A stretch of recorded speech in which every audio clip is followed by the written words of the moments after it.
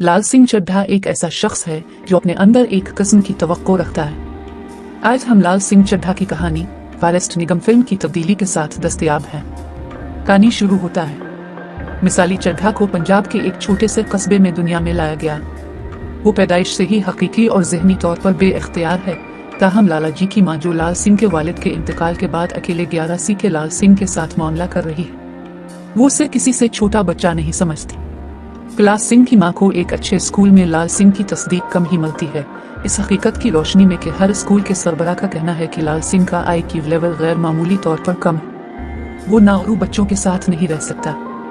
लाल सिंह की मां जीत जाती है जब ये सब कुछ कहा जाता है और नकल रकम देकर इस स्कूल में आखिरी तस्दीक की जाती है। स्कूल में हर कोई इसकी जिस्मानी और जहनी कोताही का मजाक उड़ाता है।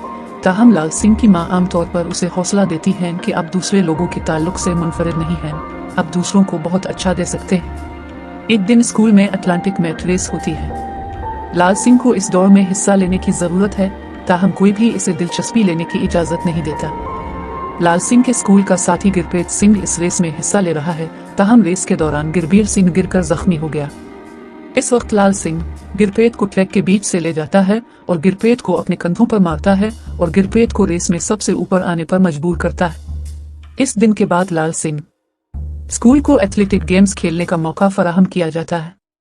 फिर इस वक्त जब लाल सिंह बड़ा होता है और कॉलेज के लिए रवाना होता है तो वहां मौजूद सभी लोग लाल सिंह की बेगुनाही का भी मजाक उड़ाते हैं। सिर्फ गिरप्रीत सिंह, इसका स्कूल का साथी और लाल सिंह की मकामी नौजवान खातून सिमरन, जो नौजवानी से ही लाल सिंह की साथी है, लाल सिंह की बेगुनाही का अंदाजा लगाती है।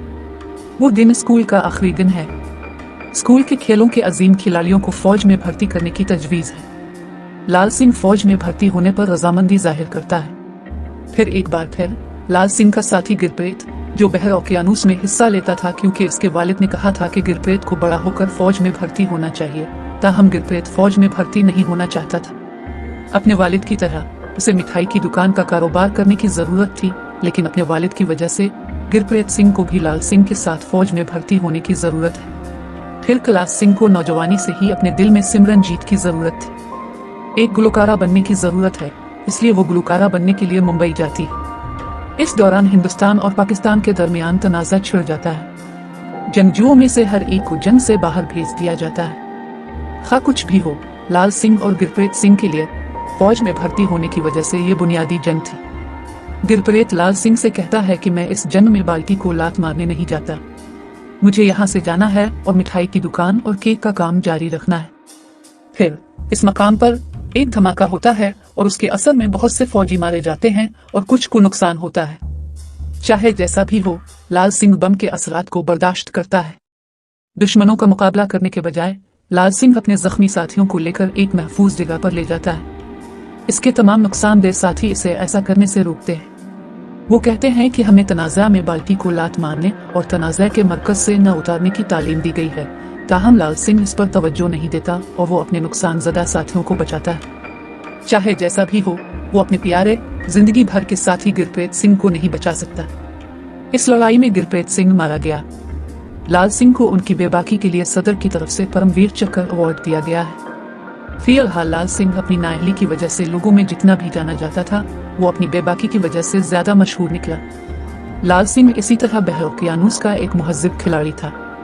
वो हिंदुस्तानी फौज की दौड़ में हिस्सा लेते थे और घड़ी की तरह एजाज हासिल करते थे, ताहम सिमरन की प्रस्तिश दरअसल लाल सिंह के दिल में रहती है। चाहे जैसे भी हो, सिमरन के लिए गुलकारा बनने के बारे में उसका ख्याल ज्यादा अहम है। मुंबई जाकर सिमरन चंद गलत लोगों पर यकीन करती है जो उसे गाने का मौका देने का दावा करके उनमें से ज्यादा फायदा उठाते हैं। सिमरन फिलहाल उन लोगों में फंस जाती है और हैरत की बात है कि वो अपने शहर वापस जाने के लिए तैयार नहीं होना चाहती थी। फिर लाल सिंह की फौज से रिटायरमेंट की घड़ी आती है। इसे सिर्फ फौज से इस्तीफा देकर अपने प्यारे जिंदगी भर के साथी गिरप्रीत के स्वीट शॉप के ख्वाब को पूरा करने की जरूरत है। यही वजह है कि इसने अब तक अपना सारा मुनाफा हासिल कर लिया जो इसने फौज में रहकर और बहर ओकियानूस का खिलाड़ी बनकर हासिल किया। चार्ज लिया गया। वो उसे एक मिठाई की दुकान बनाने के लिए रखता है। इसी तरह लोग उसे अपनी पसंद के लिए बेहिस खोपड़ी कहते हैं। ये वो वक्त है जिस पर 1984 का हंगामा पंजाब में हुआ था। उन हुजूम का असर हर एक फर्द पर पड़ा था। बहुत से लोग मारे गए। डी। मुताद्दिद अमलाक को नुकसान पहुंचा। इस हंगामे में जूतों की बहुत सी दुकानें भी मुनहदम हो गई। चाहे जैसा भी हो, लाल सिंह की मिठाई की दुकान करमा से दूर हो गई और जिस दुकान का नाम लाल सिंह ने अपने साथी गुरप्रीत के नाम पर रखा था, इसे कोई नुकसान नहीं पहुंचा। इस वक्त हंगामा आराई के बाद हालात आहिस्ता आहिस्ता सुधरने लगते हैं। लाल सिंह की मिठाई की दुकान मरकजी मिठाई की दुकान होने की वजह से इसका कारोबार बहुत ज्यादा फैलता है और वो सबसे बड़ा मालियाती माहिर बन जाता है। एक दिन लाल सिंह को खबर मिली कि इसकी माँ बीमार है।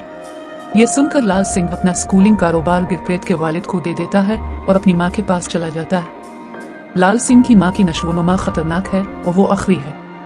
मजीद ये कि लाल सिंह से मुलाकात की बाल्टी को लात मारता है। अबला वो अपनी माँ के इंतकाल की मायूसी में दम घटता है, इसलिए वो हकीकत में स्कूल की तालीम के मामले में वापस नहीं आता।